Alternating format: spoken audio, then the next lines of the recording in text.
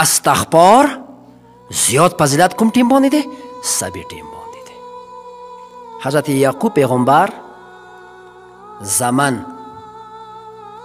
چې کله حضرت یعقوب پیغمبر ته راغله شپږم اولاد یې دا روایت قلبی سلیم کې شهید محراب سید عبدالحسین دستغی بزرگوالی که نور له مرقده قدس سیره شپږم اولاد چې خپل پلار ته راغه چې موږ لویه ګناه کړې ده. حضرت یوسف علیه السلام مو کویو ته واچولو، بیا مو غلامۍ باندې خرج کړو، تا ته مو درویغ ویله 40 کاله تیر شوي وه. 40 کاله حضرت یعقوب جوړېدلی و. قرآن دی یې حدیث نه دی، قرآن دی چې دوره جوړېدلی و چې سترګې کوم نظیر دی هغه کوم نور دی چې هغه نظیر ختم شوی و. راغله ورته ودرېده چې موږ خو لویه ګناه کړې دی، لږ موږ ته استغفار وکړه. حضرت یعقوب پیغمبر څه ورته ویله؟ چې استغفار به درته وکړم. کوم وخت یې ورته معین کو، کوم وخت باندې حضرت یعقوب پیغمبر څه نبی معصوم دی، محفوظ عن الخطا دی، کوم وخت باندې یعقوب پیغمبر خپلو زمنو ته د مغفرت طلبه کو. حضرت یعقوب پیغمبر ورته جمعې ورځې کومه سبه وه هغه سبه یې ورته چې کوم معین کړل. هرې جمعې ورځې سبې ټیم باندې سحر فجر باندې به حضرت یعقوب پیغمبر خدای ته ودرېد، زمانو ته یې استغفار وکړو. خو امام معصوم دیایی شپږم اولاد دیایی څه خدای ورته زر ورته مغفرت نه وکړو. کسی ځنه داسې ګناهونه دي مغفرت ډېر ګران دی. خدای ډېر کریم دی، ډېر رحیم دی، کوتاهی انسان طرف نه وي. خو ګناه ډېره سنګینه ګناه یې کړې وه. څومره ګناه سنګینه وي پکار دی مغروره انسان د خدای برګاه کې استغفار وکړي. اسانۍ سره نشوه معاف. کسی یو معصوم نبي ورته استغفار کوي.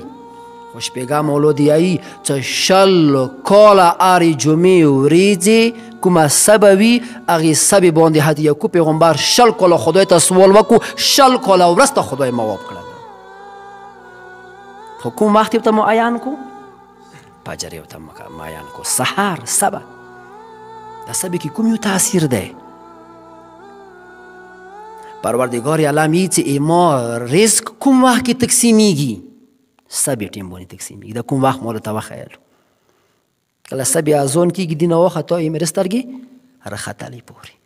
سحر رحمتونه برکتونه د خدای کوم وخت کې شروع کېږي؟ سبې ټیم باندې شروع کېږي. ځکه فجر کې سحر کې یو اعجاز دی، پر مظهر دی، لوی تاثیر ورکې دی.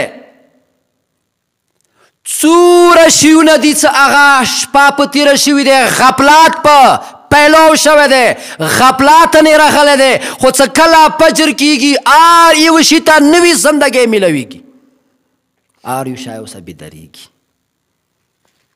کائنات ورسره بیدارېږي. هر یو شی تیارې شوی وي،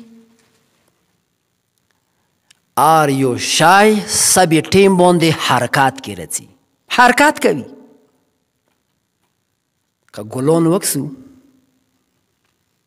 هغه وړې وړې ښکلې غوټۍ کله خلاصېږي؟ فجر ټیم باندې خلاصېږي، سبې ټیم باندې ولې خلاصېږي؟ هغه د ګلانو ښکلی خوشبو هر ټیم باندې وي، خو سبې یو بېله تاثیر ورکوي. هغه زیات خوشبو د سبې ویلې پیلاوي. یعنی څومره شیونه دي، هر یو شي ته یو حرکت میلویږي، هر یو شي ته یو نوی روح یوه نوې زندګۍ ورته میلویږي. هغه شپه چې ټوله غفلت کې تېره شوې ده، سبې څه کله د خدای رحمتونه برکتونه شروع شي هر یو شی حرکت وکړي. خو که بیا انسان غافل پرو دی، دې رزق کې به بلکل برکت نه وي. څوک چې سبي خوب کوي هغه به رزق یې برکات نه وي.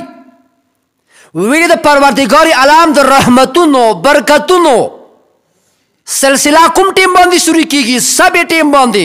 لکه څنګه هغه رڼا چې مشرق طرف ته څرګندېږي چې سبي المنځه وخت ورسره شروع کیږي، لکه څنګه کائناتو کې هغه سپینوالی چې څنګه څرګند شي ورو ورو پرشانېږي ټول کائنات رڼا کې.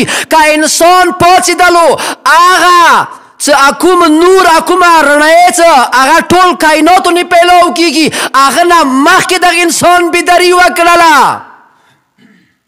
نبیان لکه څنګه دنیا کې هر یو شی روشن کیږي همداسې د انسان مکمل وجود زندګۍ هر یو شی د انسان ورسره نوراني کیږي، انسان لوی مقام ته ورسره رسیږي. دا یو تاثیر لري. سبا سبي بله یو تاثیر دی، یو اعجاز سبي کې ورکې دی. ځکه قرآن کې خدایا قسم ته نه خوړلی دی والفجر اما سبي نه قسم وي. کسی عربی کې فجر یو وسیع لفظ دی خو یو مصداق سبا هم دی. فجر خدایی چې ما فجر نه قسم وي سبي نه قسم خدای دی.